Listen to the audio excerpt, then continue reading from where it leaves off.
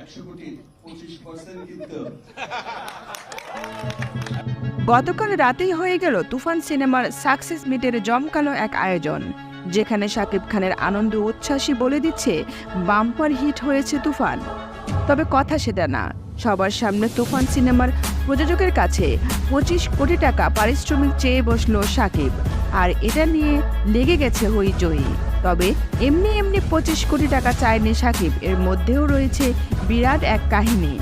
গতকাল তুফানের সাকসেস পার্টিতে বেশ হাসি মুখে ধরা দিয়েছে শাকিব।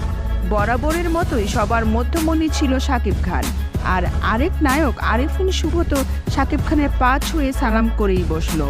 সেটা নিয়েও চলছে আলোচনা।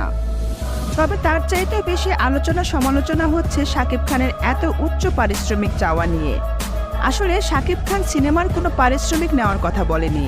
এখানে শাকিব খান জানিয়েছে, যদি তুফান সিনেমা 100 কোটি টাকার ব্যবসা করে তাহলে তাকে 25% পারিশ্রমিক দিতে হবে, মানে 25 কোটি টাকা।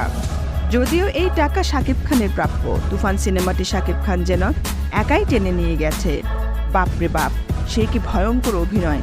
অনেকদিন পর তুফান সিনেমার মাধ্যমে শাকিব খান জানান দিল সে আসলেই একজন জাত অভিনেতা।